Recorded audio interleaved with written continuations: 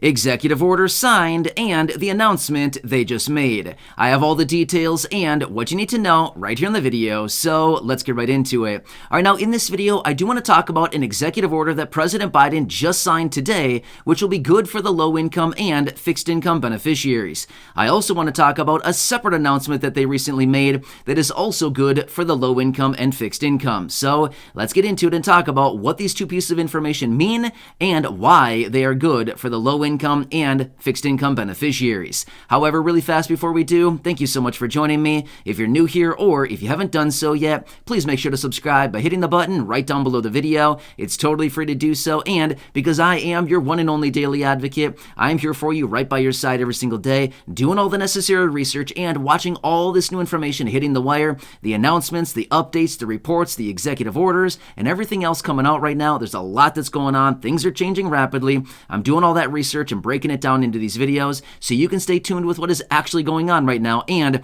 most importantly, how it's going to impact you, your money, your benefits, your lifestyle, your bank account, and ultimately what's out there right now that you may be able to grab and or take advantage of, including money, benefits, raises to benefits, checks, stimulus, programs, or anything else like that. Of course, I want to bring it to you right here in these short videos each and every day. So again, thanks so much for joining me. Please subscribe down below if you haven't done so yet, and let's get into it and talk about the announcement and, of course, the executive order signed by the president. All right, so first off, let's quickly talk about the announcement that they made because this is important, but at the same time, it's not all that surprising because I've been talking about this for a long time and I've been calling this one for a very long time as well, and sure enough, they did exactly what we anticipated. So here's the deal. Yesterday, the Public Health Emergency Declaration was expiring. Well, guess what? They came out yesterday and said, guess what, everybody? We're going to extend it for another 90 days. So we've been talking about this for a very long time now, and I've been saying for a very long time, there's no way that they're going to allow it to expire yesterday. Well, sure enough, they didn't, and they came out and said it's going to be extended for 90 more days out until January 11th. So January 11th is the new expiration of the Public Health Emergency Declaration. So let me briefly run through this. Now, again, I've talked about this before in other videos, so I'm not going to go into a ton of detail about this, but I want to talk really quickly why this is a good thing. Number one, for those of you who are located in the roughly 20 states right now that are sending out the extra allotment for your SNAP benefits, that will continue. Unless your state, discontinues it or stops that, that will continue because they can only do that provided the Public Health Emergency Declaration is in place. Well, it's going to be in place through January 11th as of right now. Now, that is reason number one.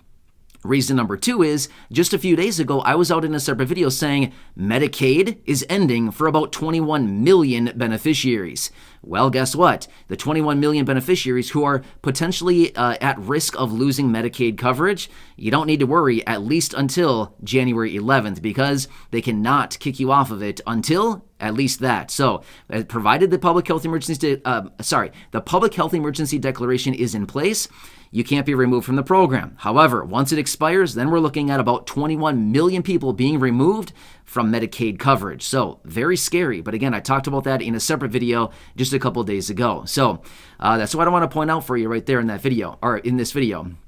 Now, quickly as well, they also did mention a couple things here. First off, they will be giving us a 60-day notice prior to the Public Health Emergency Declaration actually expiring. So that means in about 30 days from right now, we should be getting a notice if they're going to allow it to expire on January 11th. If they don't give us the notice, then we can anticipate it'll probably be extended yet again. So I want to take that into consideration. And one last thing they said about this is that as a result of the COVID cases that they expect to spike this winter, that's why they extended it out. So that's what they said.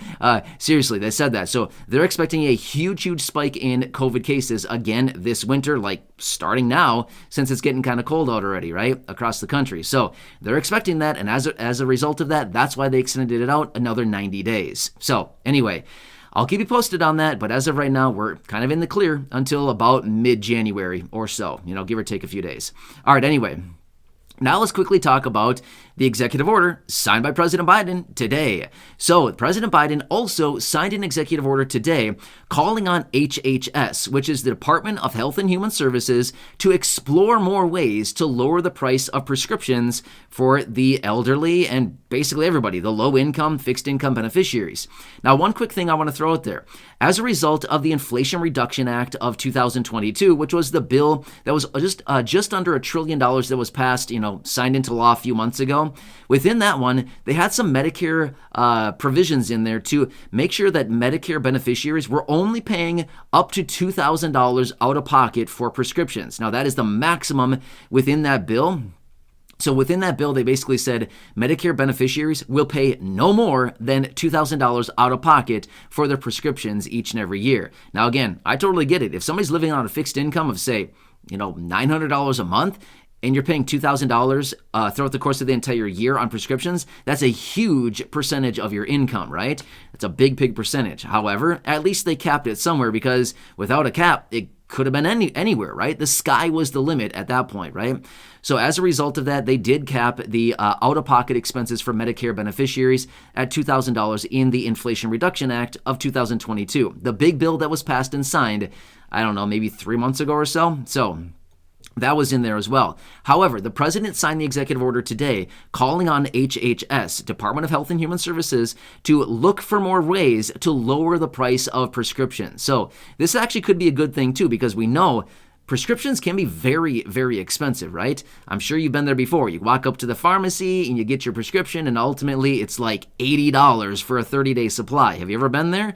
It's very expensive. Sometimes it can be way more than that, but again, it can be very expensive sometimes. So the effort behind the executive order today is to find ways to lower prescription prices for those people that, need them and rely on them. Because right now, unfortunately, there's a lot of people out there that are foregoing the very important prescription items that they need every single day because inflation is so high, prices have risen so much on literally everything. Unfortunately, people are cutting back and trying to find ways to, get by these days and put more food on the table and just make sure that they're actually eating. And as a result of that, a lot of people are foregoing their prescriptions. Now, again, I want to make it very clear. I am not suggesting that you should do that. I'm not your doctor. I don't know what you should be doing or not, okay? All that I know is that if something is prescribed, I don't know, you probably should be taking it, right? So, but unfortunately, that is the case with a lot of people right now, is that they're foregoing their prescriptions. It's a sad, sad situation. I've seen it down below in the comment section a number of times. Many people here in the community saying, I can't afford my prescriptions anymore. I need to eat, and I'm not taking them anymore. So, again, not a good situation. So these are some of the things that are going on right now. But again, as I continue to get further information on this executive order or any others signed by the president, of course, I will keep you posted on those. And of course, as I do get any more details on apparently this surge of COVID that is expected to be coming as a result of what they said yesterday as they extended out the public health emergency declaration. As I do get more details on that, or as I learn more information out of Congress on bills and packages, proposals and amendments, reform to very important fixed income benefits, or anything else about extensions to the public health emergency declaration, or anything else like that, of course, I'll keep watching everything closely. There's a lot going on right now. This is a busy month so far, and even just yesterday, we got the announcement out of Social Security on the cost of living adjustment, right? But we covered all of that yesterday. We don't need to talk about it again here in this video because I talked about it plenty yesterday in the videos as we got that announcement, and there's a lot of good stuff out there. So pretty cool, pretty exciting. 8.7%. It's good, but it could be a lot better, right? I think a lot of us can probably agree.